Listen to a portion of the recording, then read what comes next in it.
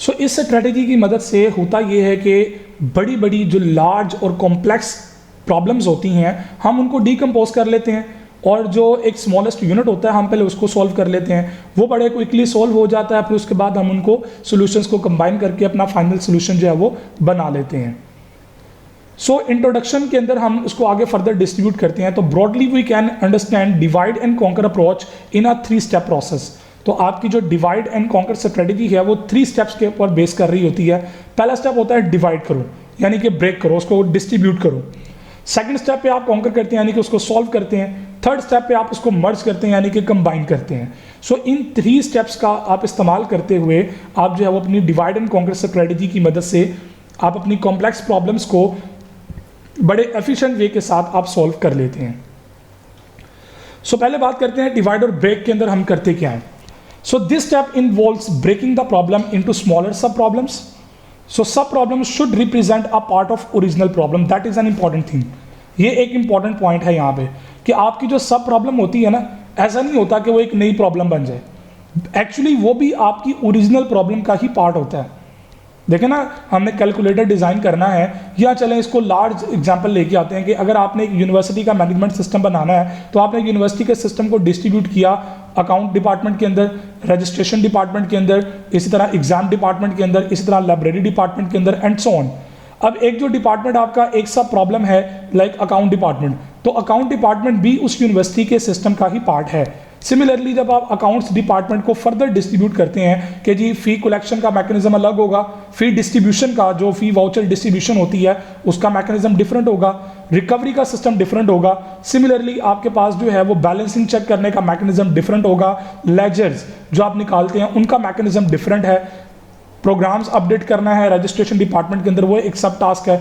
तो आपके जो सब टास्क हैं, जो सब प्रॉब्लम्स हैं, डेफिनेटली वो आपकी ओरिजिनल प्रॉब्लम का ही पार्ट होते हैं। ये पॉसिबल नहीं है कि आपकी जो सब प्रॉब्लम्स हैं वो ओरिजिनल प्रॉब्लम से डिफरेंट हो जाएं। तो ये रूल आपने याद रखना हमेशा कि sub problems should represent a part of original problem. So this step generally takes a recursive approach.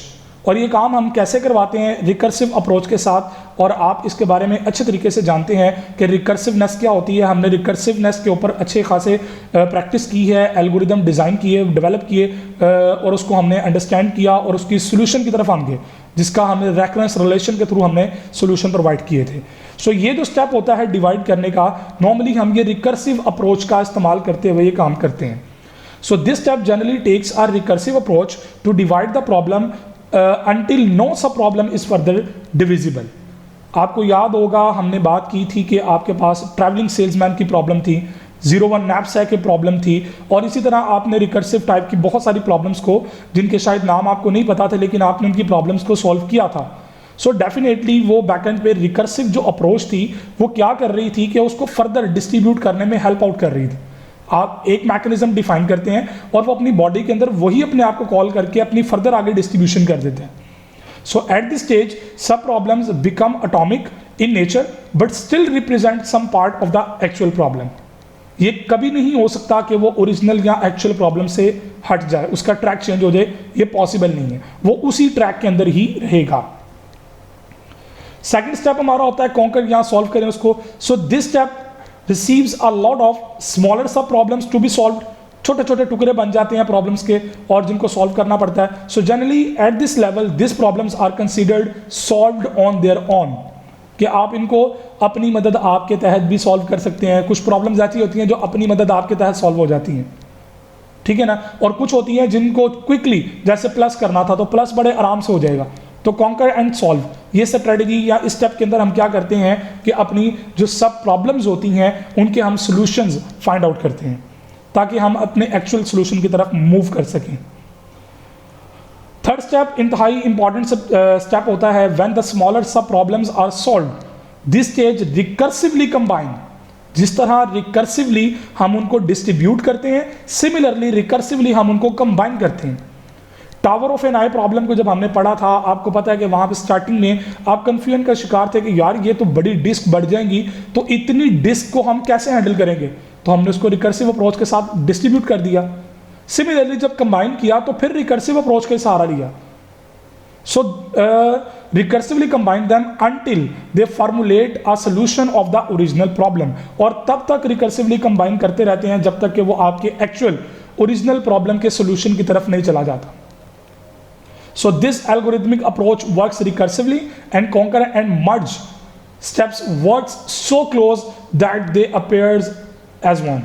Finally वो सारा कंबाइन होके एक सिंगल सोल्यूशन की फॉर्म में आपके सामने आ जाता है। So ये थर्ड स्टेप है आपकी डिवाइड एंड कॉन्कर स्ट्रेटेजी का। एग्जाम्पल्स की बात करें कि जी कौन कौन सी इसके अंदर प्रॉब्लम्स डोमेन्स अवेलेबल हैं। The following computer algorithms are based on divide and conquer programming approach. Binary search, algorithms and data structures के अंदर आपने बाइनरी ट्रीज को पढ़ा था, और उसके अंदर हमने BST को भी पढ़ा था, बाइनरी सर्च ट्री। डेफिनेटली ये बाइनरी सर्च वही स्ट्रेटजी है।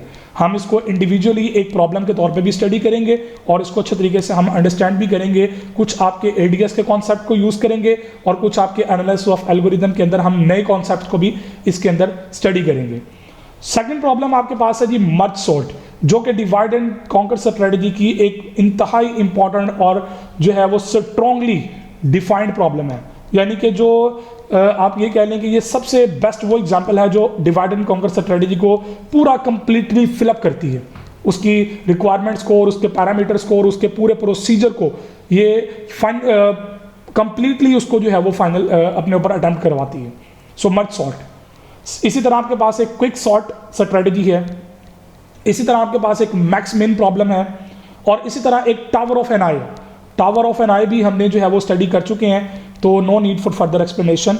अगर ज़रूरत पड़ी तो मैं फर्दर इसको एक्सप्लेन करूंगा। वैसे टावर ऑफ एन आई की पूरी प्रॉब्लम हमने एक्सप्लेन कर चुके हैं। इसकी इंप्लीमेंटेशन की बात करें, डिवाइड एंड कॉन्कर स्ट्रेटजी को शॉर्ट फॉर्म में DAC भी कहते हैं। It's a type of DAC, यानी कि divide and conquer strategies. So this approach can be either implemented as a top down और बॉटम अप। दो तरह की स्कीम्स आपके पास होती हैं, या टॉप डाउन या बॉटम अप अप्रोच यूज कर लें, या ऊपर से नीचे की तरफ आ जाएं या नीचे से ऊपर की तरफ चले जाएं। आपको बाइनरी ट्री की अगर आपको आइडिया है तो बाइनरी ट्री के अंदर हम या तो रूट से लीफ की तरफ आते हैं या लीफ से रूट की तरफ जाते हैं, तो दोनों मैकेनिज्म्स हमारे पास अवेलेबल होते हैं। सो टॉप डाउन अप्रोच में क्या होता है, it always leads to the recursive implementation of the problem, और बॉटम अप अप्रोच में क्या होता है, it is usually implemented in the iterative way. Bottom up के अंदर हम आइटरेटिव का मतलब होता है रेपिटेशन, रिपीट करते करते ऊपर जाते हैं, starting with the solution to the smallest instance of the problem. एक छोटे से सॉल्यूशन से हम लार्ज सॉल्यूशन की तरफ मूव कर जाते हैं। या टॉप डाउन में क्या होता है कि हम ऊपर से लेकर नीचे तक डिस्ट्रीब्यूट करते हैं।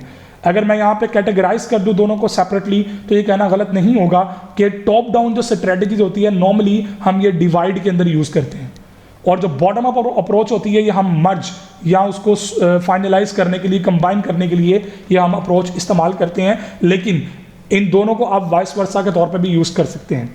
वाइस वर्सा का मतलब होता है एक दूसरे के उलट, पॉसिबिलिटीज दोनों की अवेलेबल हैं।